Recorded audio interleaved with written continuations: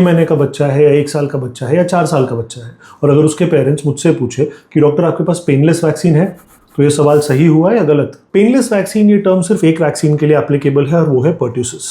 6 हफ्ते, 10 हफ्ते और 14 हफ्ते की उम्र में जो वैक्सीन लगते हैं, सिर्फ उनमें इस पेनलेस वैक्सीन का ऑप्शन है। बाकी किसी भी उम्र की वैक्सीन के लिए ये ऑप्शन नहीं है। अब 6, 10, 14 मतलब 1.5 महीना, 2.5 महीना और 3.5 महीने में इन सारी बीमारियों के लिए वैक्सीन लगती है। इसमें से रोटावायरस की वैक्सीन एक ओरल वैक्सीन है और न्यूमोकोकल की वैक्सीन एक अलग इंजेक्शन होता है। बाकी 6 बीमारियों के लिए कॉम्बिनेशन वैक्सीन आती है और उसके 2 टाइप्स है, whole cell pertussis and acellular pertussis.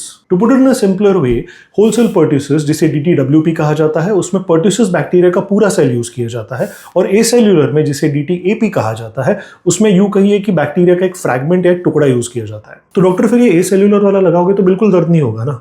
अब देखो एक बात समझो, कंप्लीटली पेनलेस ऐसा कोई इंजेक्शन नहीं होता। अगर मैं सिरिंज में सलाइन भी भर के सुई लगाऊंगा तो जहां सुई लगेगी वहां दर्द तो होगा ही ना। एसेल्युलर पर्ट्यूसिस की वैक्सीन में क्या होता है कि जहां पे इंजेक्शन लगाया गया है वहां पे लोकली इन्फ्लेमेशन, स्वेलिंग, पेन, ये as compare to whole cell pertussis vaccine कम होता है, तो बच्चे को वैक्सीनेशन के बाद तकलीफ कम होती है। एक और डिफरेंस इन दोनों वैक्सीन में ये है कि होलसेल पर्ट्यूसिस के वैक्सीन के बाद इम्यूनिटी थोड़ी ज्यादा टिकती है एज कंपेयर टू एसेल्युलर वन, लेकिन आगे जाके बूस्टर दोनों वैक्सीन के बाद देने हैं, तो ये डिफरेंस भी कुछ हद तक कवर हो जाता है। और कॉस्ट के बारे में बात करें तो एसेल्युलर वाली मतलब पेनलेस वाली vaccine as compare to whole cell थोड़ी ज्यादा कॉस्टली होती है। तो one of the reasons why ये गवर्नमेंट सेटअप्स में अवेलेबल नहीं होगी और इसे प्राइवेट सेटअप्स में मिलेगी। बाकी कुछ डिटेल्स मैंने कैप्शन में डाल दी है, और अगर अभी भी कंफ्यूजन है तो प्लीज अपने डॉक्टर के साथ डिस्कस कीजिए।